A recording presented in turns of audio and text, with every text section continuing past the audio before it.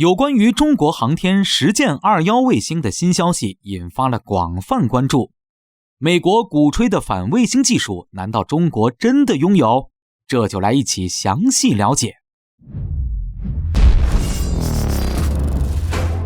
各位老铁们，大家好，欢迎收看本期迷彩虎，我是虎哥。最近这段时间虎哥跟大伙聊的都是军事内容。正巧赶上2022年开年，就有粉丝留言问虎哥，中国航天在2022年的新年伊始有没有啥值得关注的消息？别说，最近的中国航天确实有一件挺值得关注的大事，值得单独拿出来分析讲讲。就来泛谈一下中国航天未来在保障航天器安全领域这块所达成的一项新成就。长期关注航天领域消息的朋友们肯定都记得，前不久发生过这么一件事。美国富豪搞的星链卫星，在去年2021年一整年的时间里，前后2次在主动可控的情况下，不做任何提前沟通，随意变轨，接近到距离我国空间站非常近的距离上危险掠过。我国空间站为了避免可能的碰撞风险，只能调整轨道，避开靠过来的星链卫星。这事情在前不久由我国官方向联合国提交了抗议声明。不出预料的是，照例用不危险的虚伪说辞进行了回应，也没有保证说自己以后不会再犯，反正太空是全人类的共同资产，大家都可以开发。俨然是一副标准的太空流氓就是我，你奈我何的姿态。在人类探索太空这件事上，国与国之间最起码还讲究个基本的游戏规则。拿无人的卫星去碰瓷人家的大型载人航天器，存在巨大撞击风险，被逮住了还不认错这种事儿，即便是美国国家航空航天局 NASA 也是不会去干的。不过私人或者说民营公司可就不一样了。国与国之间通用遵守的航天规则，对这些进军太空的顶级富豪来说没啥约束力，只要人家觉得符合商业利益，不经任何通报的随意变轨和玩似的，可不管会不会威胁到别家的航天器，反正人家眼里只有自己的利益。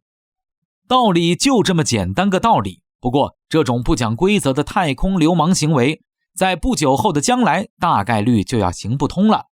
至少是在对中国的航天器搞流氓行为之前，要好好掂量掂量。这就需要谈起我国在去年发射的实践21卫星。中国航天近期公布了去年发射的实践21卫星任务臂章，其构图的组成内容是很值得分析一番。臂章图案的主要组成部分乃是中国古典神话中的二郎神与哮天犬。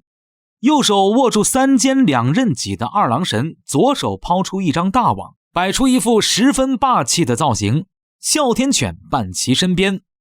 而在二郎神的身后，则是地球与宇宙星空的背景。显而易见的是想表达二郎神身处近地太空这层意思。实际上这一臂章所对应的中国航天技术也并不难以猜测，就是之前已经公布过的抛网捕获太空垃圾的技术。人类进军太空这么些年来，发射的航天器数量不少，在探索了外太空领域的同时，也制造了大量的太空垃圾。中国航天开发这项技术的初衷，可以说是为了避免太空垃圾威胁到我国的航天器。简单来说，便是进可拦截捕获太空垃圾，退可变更航天器轨道进行规避。如此一来，就为中国航天器多了一层安全保障，可根据情况和需要做2手准备。按设计功用来讲，针对的是太空垃圾，这确实没错。不过太空垃圾也分大小，小到卫星碎片，大到整个的报废卫星。只要是对我国的航天器安全产生威胁，那都是可以拦截捕获的。早先设计这项技术的时候，就有足够的提前考虑。所以结合前面提到过的星链卫星对我国的空间站搞太空流氓行为，不讲道理这件事，其实我们很容易就能得出一个结论。日后若是星链卫星再犯，继续搞这种危险的太空流氓行为，不听劝阻，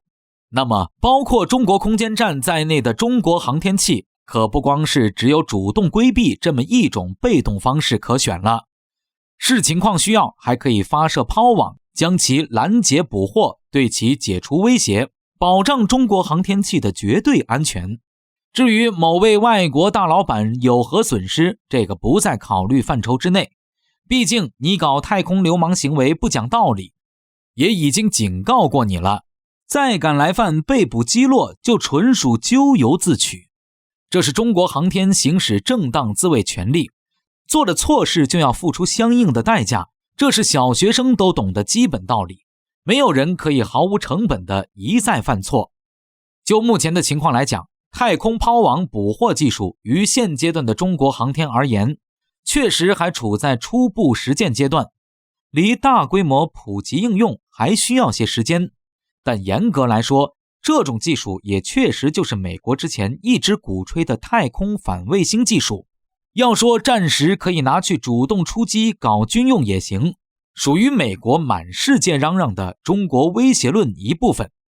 只是抛网捕获这种方式听上去不如什么激光反卫星、电磁反卫星那么高大上罢了。要虎哥来说，这事归根结底其实也能再度检验一条真理，就是当美国说你有某种武器或某种技术的时候，你最好真的有。如果没有，伊拉克那下场就是前车之鉴。同样的道理，现实情况是中国真的有美国鼓吹的太空反卫星技术，所以不怕美国的星链卫星以后再搞太空流氓行为。但假如说中国没有这技术呢？